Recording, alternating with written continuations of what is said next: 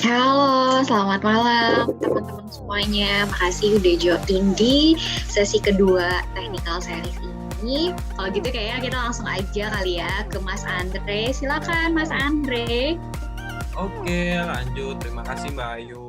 Oke, lanjut sekarang karena kemarin kita udah pusing ngomongin masalah JavaScript, masalah konsep-konsepnya React gitu dan kebanyakan teori dan gue juga belum sempat untuk live code gitu belum sempat untuk ngasih tahu the real apps-nya kayak gimana, the real codingannya kayak gimana. Jadi mulai hari ini paling gue langsung ke arah live code. Jadi paling nggak ada lagi yang kayak presentation atau apa. Kita pure langsung ngambil eh, ngambil data, ngambil tampilan segala macam dari dokumentasinya React.js sendiri biar kita terbiasa juga untuk membaca dokumentasi dari si React-nya sendiri gitu. Nah, untuk yang pertama kita nggak bakalan bisa nih untuk nyobain React tanpa kita tahu cara instalasinya gitu. Jadi untuk yang pertama kali saat instalasi yang dibutuhkan untuk bisa menjalankan React itu sebenarnya ada hal yang simple, ada hal yang lumayan sulitnya gitu. Jadi yang hal simpelnya itu yang pertama kalian cuman ngebind di HTML-nya gitu pakai script JS itu ada di tampilannya. Untuk nge-script HTML-nya tinggal dimasukin URL script JS-nya si React gitu. Cuman kalau di situ tidak terlalu bagus dikarenakan React-nya nggak optimize. Nah, karena kita juga nggak bisa pakai JSX. Nah, maka dari itu yang bakal gue start sekarang untuk installation React-nya itu gue bakalan pakai npm create react app.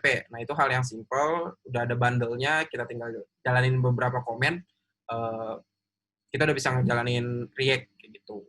Oke, jadi yang pertama itu untuk installation React yang dibutuhkan ya Node sama npm. Node itu apa? Node itu JavaScript yang berjalan di server yang pakai V8 engine gitu. Jadi untuk yang install pertama, kalau misalnya kalian di Mac itu bisa pakai Brew atau NVM. Terus kalau di Windows kita bisa cari di Google juga cara installnya untuk Node sama npm.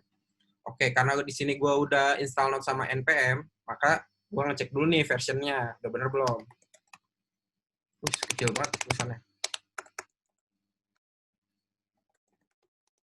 Nah, di sini gue pakai version 14, yang artinya udah lebih dari 8 dan bisa digunakan untuk React. Nah, terus di sini npm-nya npm yang 614. Dan gue juga udah bisa pakai npm-nya nih. Di sini terlihat di dokumentasi kalau node-nya itu minimal itu 8, npm-nya minimal 5,6.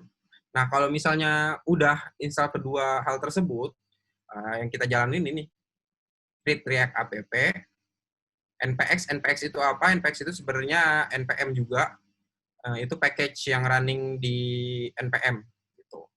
Jadi yang pertama itu kita tinggal npx create react app.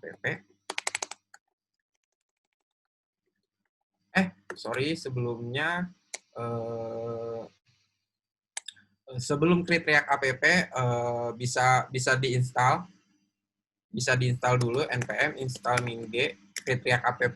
Nah, ini untuk installation package globalnya si create react app. npm install min-g create react app.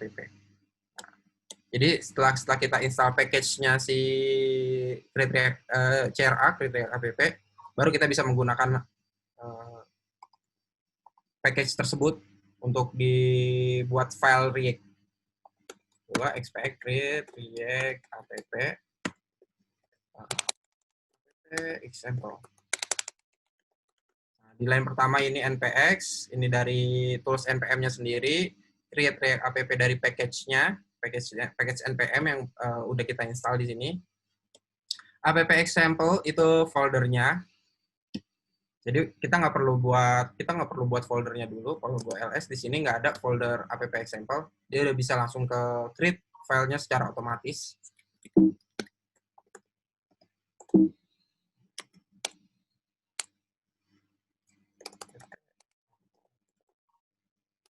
kalau udah kayak gini tinggal nunggu aja, karena dia udah langsung otomatis download dan installing kebutuhan package untuk si React kayak gitu.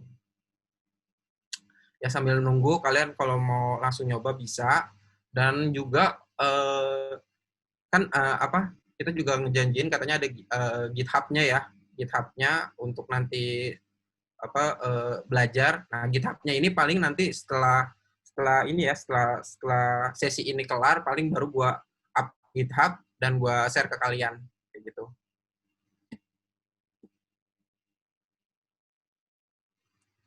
Lumayan lama.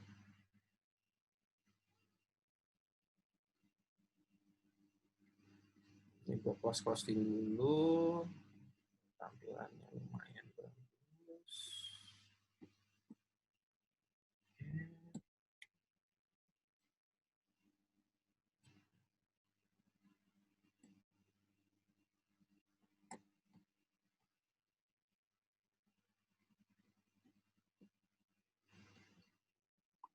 Nah, tadi kan gue bilang ada beberapa versi untuk install React. Yang ini install via Node dan via npm. Nah, di sini ada yang install via langsung ke indeksnya, tuh, ke index.html-nya. Nah, yang kita butuhkan sebenarnya hanya ini.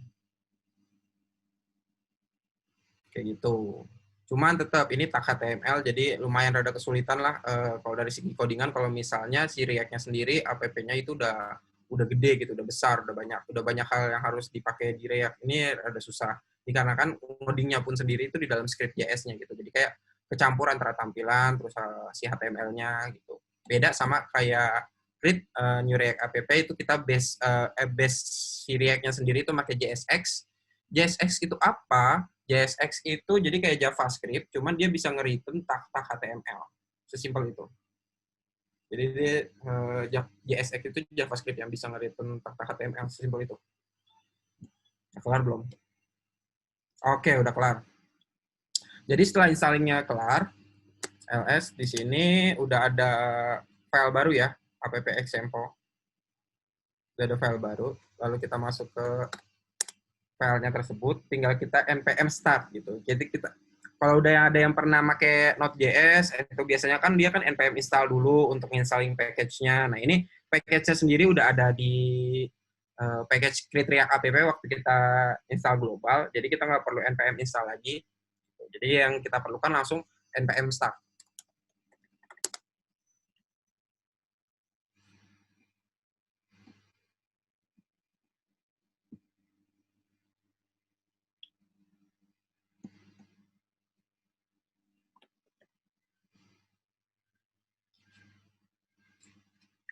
Menunggu development server. Jadi dari segi si React-nya sendiri saat nge-compile kayak gini, sebenarnya dia ngebuat kayak virtual nge-build-nya gitu. Ini hapus dulu. Nah, ini udah kelar nih. Ini udah berjalan. Dari create React app ini kita udah bisa menjalankan React. Nah, sekarang kita coba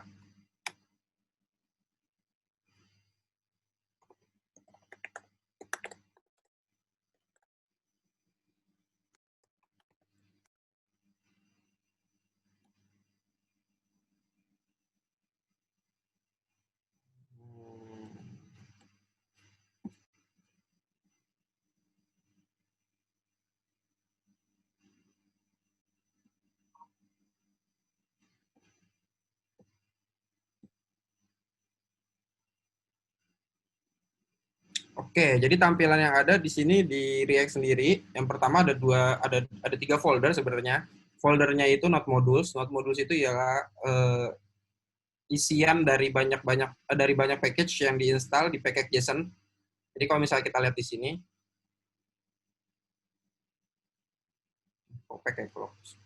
nah di sini ini ada mana nih? Dependensi. Nah ini dependensi. Nah ini yang diinstal di dalam Node Module.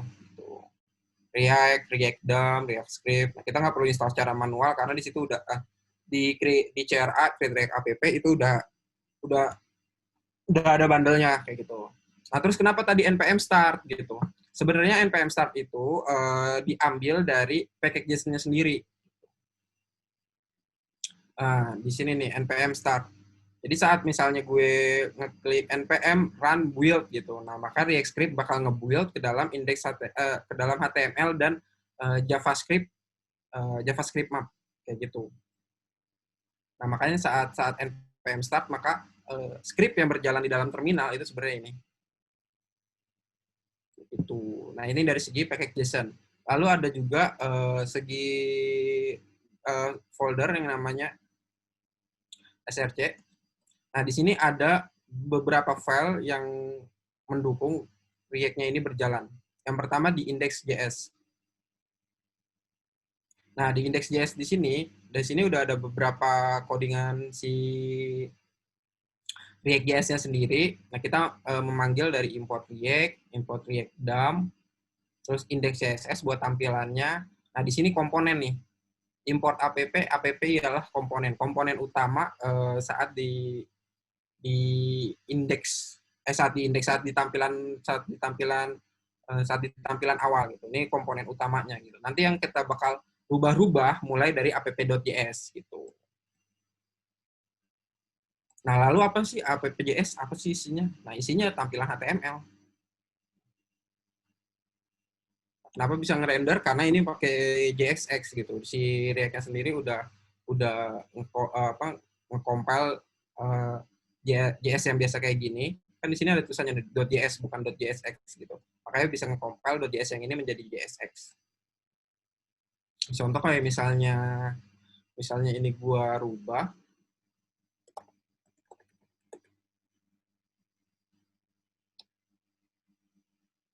Nah, ini udah langsung rubah. Seperti itu untuk instalasinya. Ini satu komponen app di app.js untuk home gitu. Lalu sekarang coba kita pisahkan dulu. Oke, karena ini home, kita coba bikin page home-nya tersendiri.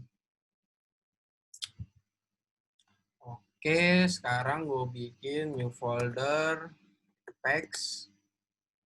Di sini kelihatan banget nggak sih? Coba gue gedein deh codingan gue. Nah, dan di sini ada new file home.js. Nah, kita pindahin dulu app.js-nya ke dalam home ke dalam home.js.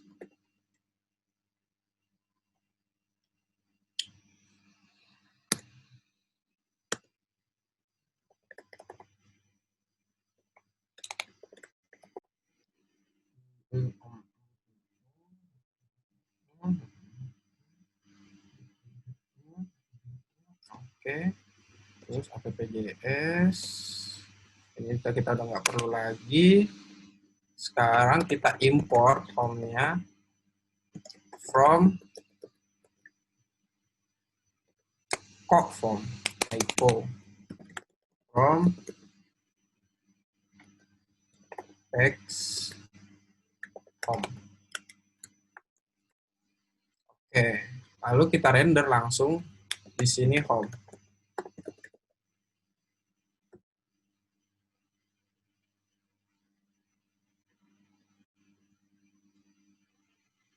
Nah, sama-sama aja kan, nggak error lah. Oke, terus karena di sini udah home, nah kita kan pengen bikin routingan atau tampilan baru untuk nanti kita next modulnya, yaitu penjelasan mengenai kelas komponen dan functional komponen. Dan juga FYI, ini di app.js dan di page home.js itu ialah functional komponen.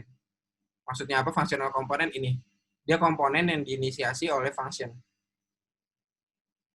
Nih, function komponen ya. Nakal. Ya. Oke, sekarang lanjut. Ini coba gue matiin dulu biar lebih gampang. Gue jalaninnya lewat sini. Oke, sekarang karena gue pengen nge-split perbedaan antara kelas komponen dan functional komponen, maka gue pengen bikin dua packs yang berbeda, dua packs yang tampilannya sama, cuman codingannya berbeda gitu. Untuk kita nge-compare antara si kelas komponen dan si functional komponen. Oke, jadi yang pertama gue install dulu npm install React Router DOM. Nah, React Router DOM itu fungsinya untuk apa? Untuk bisa ngerouting di React. Gitu. Gue npm install dulu React Router DOM.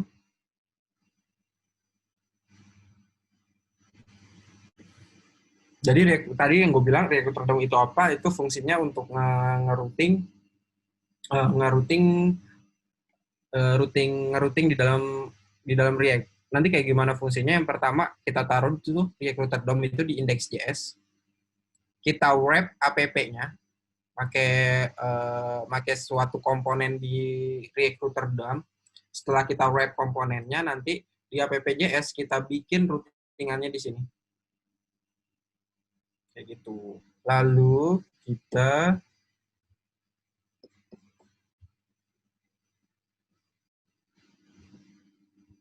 tutup.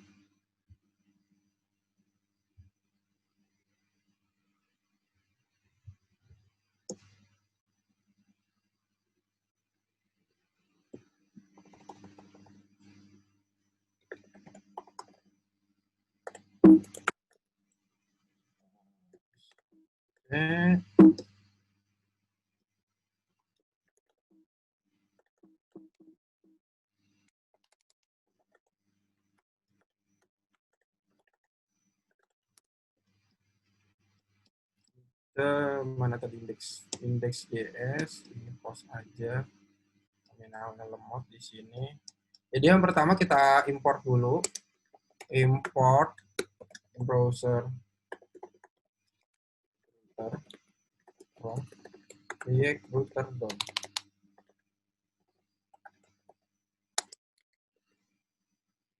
Oke, terus yang kedua kita kita apa? Kita bungkus app-nya pakai komponen si browser router.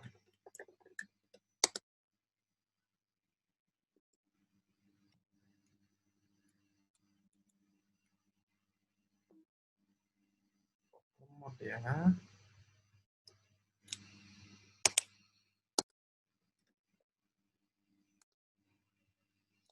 Oke. Nah, ini yang pertama kali kita lakukan. Kita bungkus app komponen app-nya ke dalam browser router. Lalu di sini ini kita import root switch from router DOM. Lalu di sini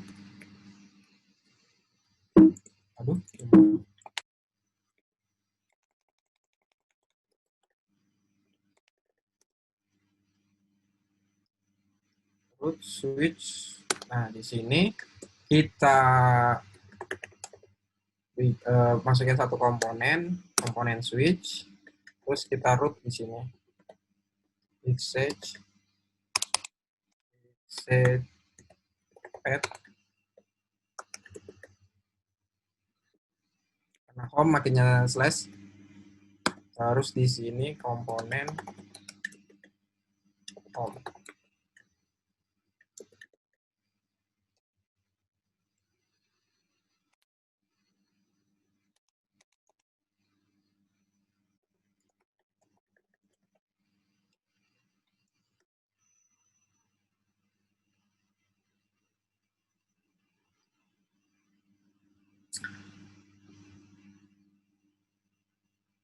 Nah, nggak ada masalah ya.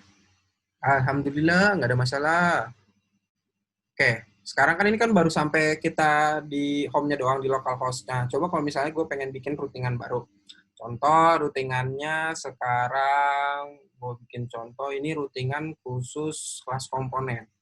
Nah, kita buat baru dulu, kelas komponen. Import React komponen from React. Export default class.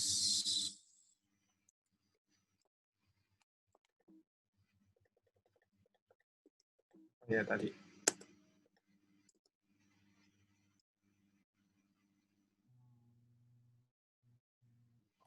Oke. Default class namanya tadi kelas com extend komponen. Nah, ini ada perbedaannya.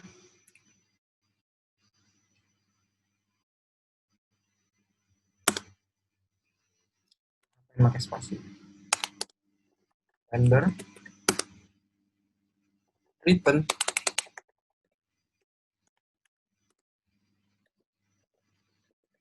ini tampilan kelas komponen.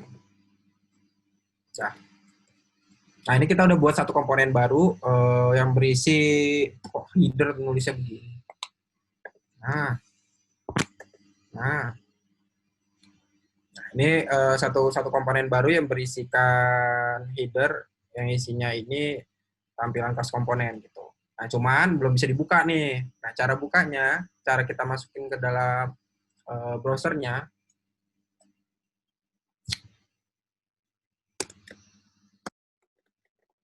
root path, misalnya kelas komponen. Komponen sama dengan, kita import dulu. Import komponennya, kelas from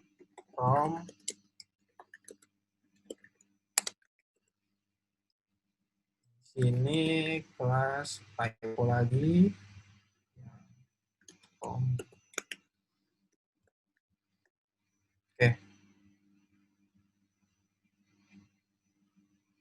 Aman ya? Aman ya, tidak ada error ya. Aku takut sekali sama error. Nah, kalau misalnya gue buka routingan /cc, mengarahnya nanti ke kelas komponen. Nah, seperti itu. Itu yang pertama React routing. Nah, kita udah belajar React routing, sama gue udah ngasih tahu perbedaan antara kelas komponen sama tadi siapa sih? Sama si functional komponen. Kalau kelas komponen kayak gini, bisa nggak sih pilih? Oke, kan. Lupa lagi gue. Oke, lagi ini aja. Oke, kalau jadi gue tampilannya nih.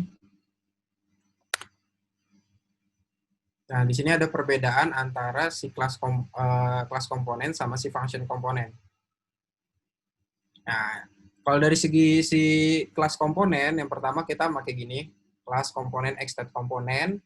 Nah, tapi kalau misalnya di home, di functional komponen,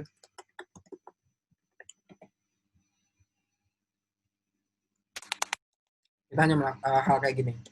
Ya, jadi di kelas itu ada functional yang udah harus ada, itu namanya render. Render itu untuk mengeluarkan return yang isinya itu tag HTML. Nah, beda sama si functional komponen. Kalau functional komponen dia tinggal langsung return aja, nggak perlu render.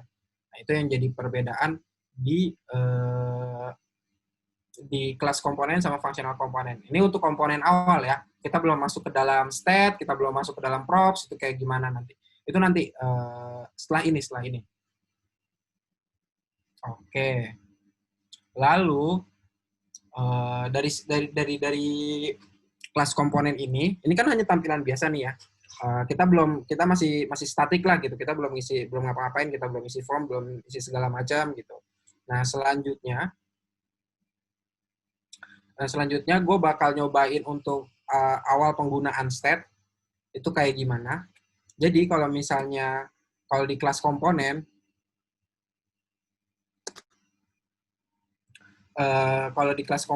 itu kita ngebuat state itu lumayan banyak. Jadi yang pertama itu kita pakai konstruktor. Nah, terus di sini kita pakai super untuk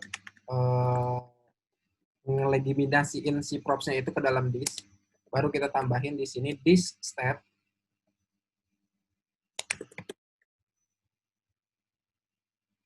Misalnya apa ya? Kok di stat begini? Nah,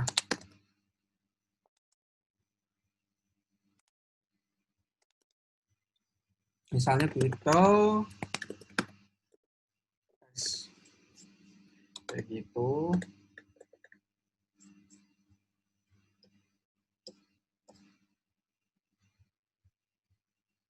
Terus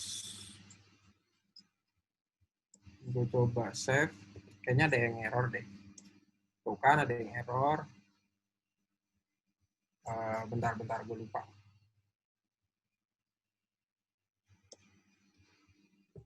Nggak perlu lagi deh, super props. Nah, udah di save.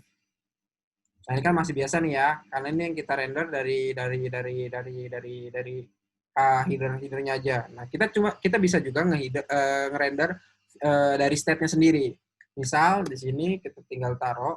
Nah, enaknya buat di JSX kalau misalnya kita mau memasukkan variabel dari JS ke dalam tag HTML, kita cuma butuh apa nih?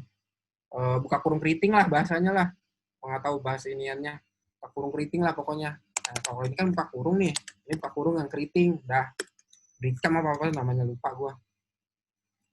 Lalu di sini tinggal kita masukin variabelnya. Variabelnya apa? Itu this stat.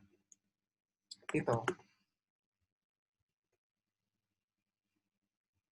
Nah, berbeda kan? Ini kan karena di sini kepanjangan, kita bisa juga di sini masukin variabel baru.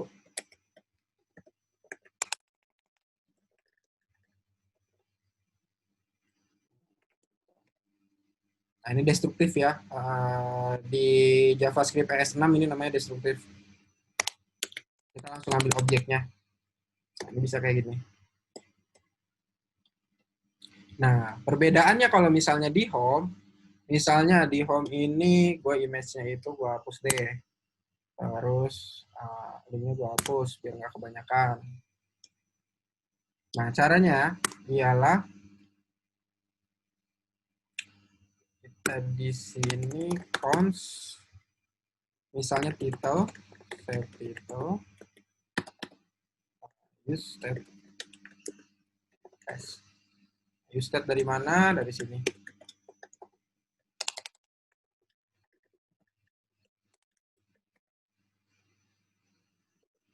Nah, di sini kita bisa langsung manggil